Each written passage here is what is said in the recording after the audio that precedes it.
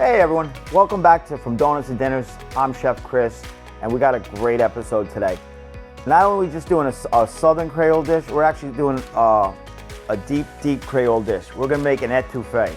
Yes, it sounds real French, but that's what down in Louisiana is. It's a mixture of French culture and Native American and African American and Caribbean cultures.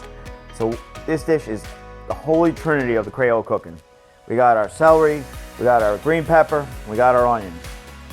The best way to make an etouffee though is we gotta start with the roux. What is the roux? It's just a mixture of fat and flour combined into a paste, and that gets cooked out so you don't taste the flour anymore. With an etouffee, in any type of Creole cooking, whether you're making gumbo or etouffee or jambalaya or anything like that, your roux has got to be in a little bit on the darker side, and that takes a little bit of time. So we're gonna start this off by taking a stick of butter. You could use any type of butter you like, whether it be an European with a higher fat content or American with a little bit less. And you're basically just gonna melt that in a pan, whatever, medium high, just to get the butter cooking. What you're gonna add to that once the butter is melted is you're gonna add about 4 tablespoons of flour.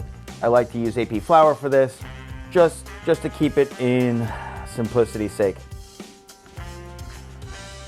So let's see. To this dish, when we finish it off, we'll be making it with rice while that is cooking down, and it'll be a great dish.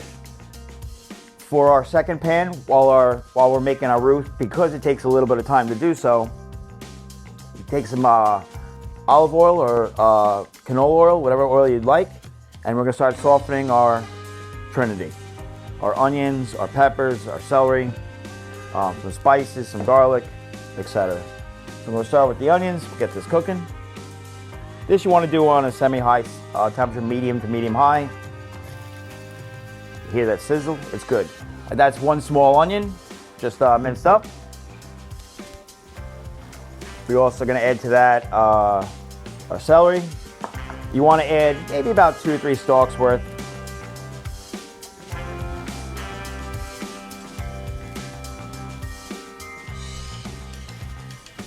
We're gonna add about 2 green bell peppers. The only thing you use in Creole cooking is the green peppers, in terms of the bells at least. Put this off to the side.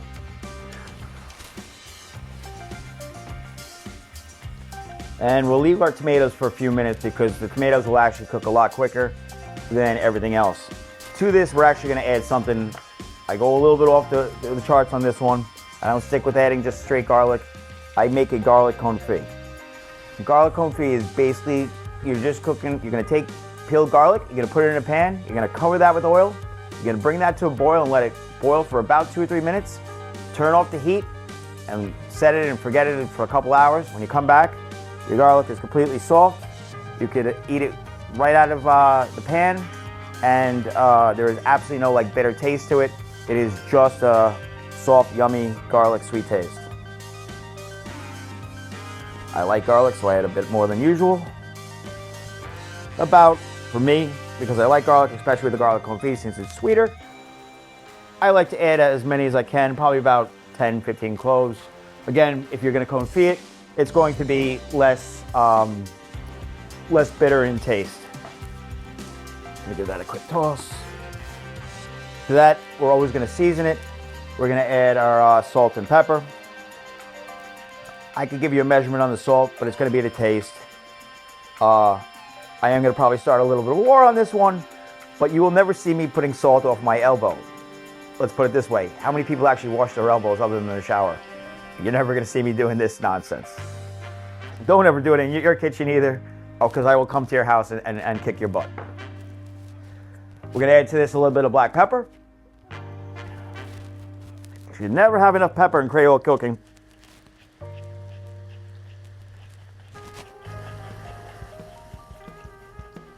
Now, while this is starting to cook down, we're also going to add a little bit of hot sauce.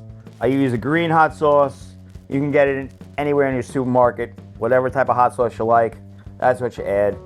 I'm not a huge, insanely spicy type of guy, so I use about 2 or 3 tablespoons of the hot sauce. We're gonna add to that some Cajun seasoning. Gotta kick it up a little bit. In honor of our friends, Emeril Lagasse.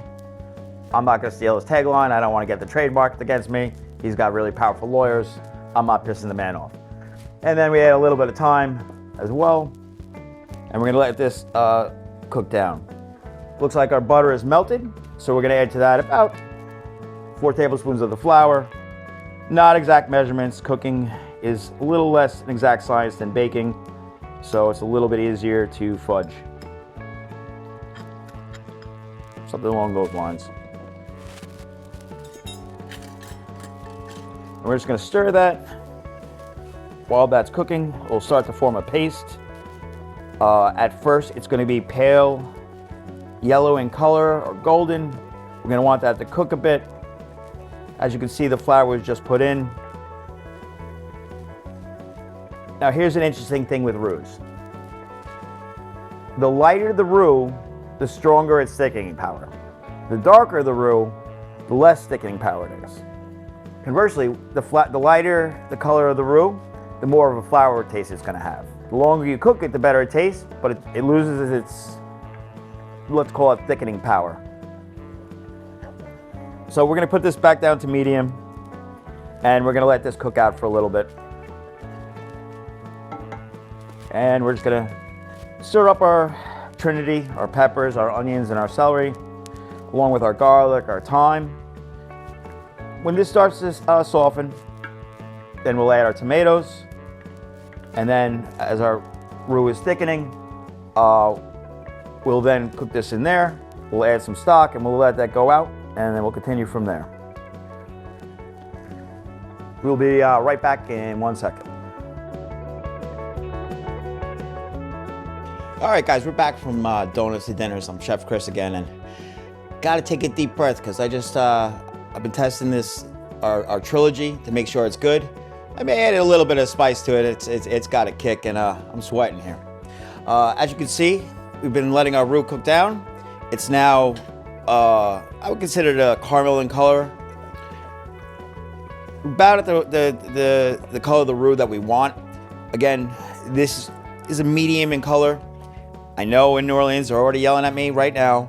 I'm not making a dark roux. I don't have 24 hours to spend with you. I'd love to have 24 hours with you, but I'm sure you don't want to hear me talk for 24 hours straight, because that's how long their roux go for sometimes. I think actually their moms started when they were young, and they just keep adding to it.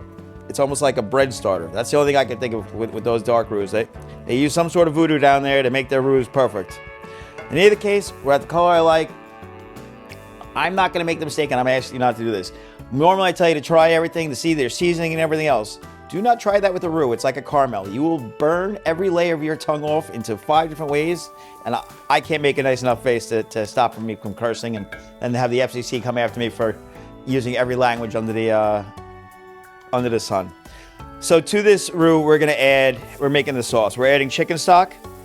You could use chicken stock, chicken broth, vegetable stock, whatever you like.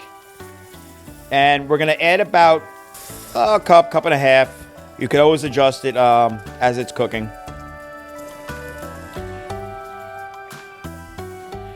And you're basically just going to mix that together. That's going to be the basis of your stock, or your basis of your sauce for that etouffee. You're going to continue to let that cook. Again, still on a medium or medium-high temperature. And to your sauteed vegetables, which, like I said, I tried them before, but I want to prove it to you. I promise you, I'm not going to make a, oh my God, that's hot face. I dialed it down a little bit. You're always going to try your vegetables. You try whatever food you're making, just to make sure that you have the seasoning level that you want. And it's good. So this is at the point that we're going to yell at my magic oven.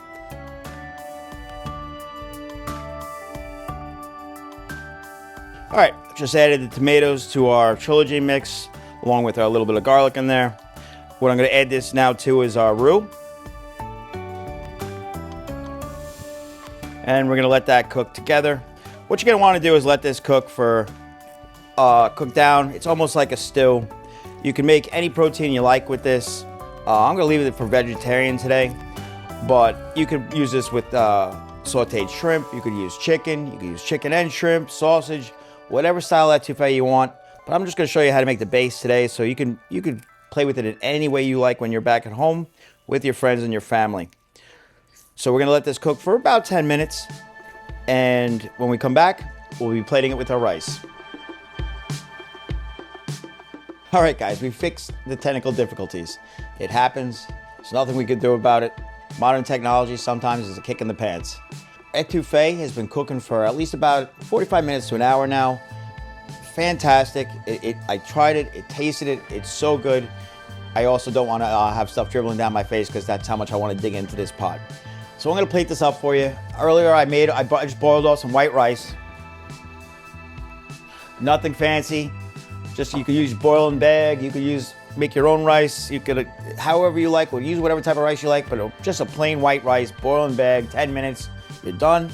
We're going to plate up the etouffee with it, and the rest of the guys in here are going to get to have a good meal. So you're basically just going to take your etouffee, your vegetarian, and whatever proteins you decide to make with it. You're going to spoon some over. And that's it. You can serve this with some Italian bread if you like. I like to keep it simple and just serve it like this. Little thing you could do is just add a little bit of thyme. And that is our dish. Thank you for watching From Donuts to Dinners. And if you liked any of our recipes today, you could always buy our cookbook. Again, it's entitled From Donuts to Dinners. And I'm Chef Chris. Have a great day.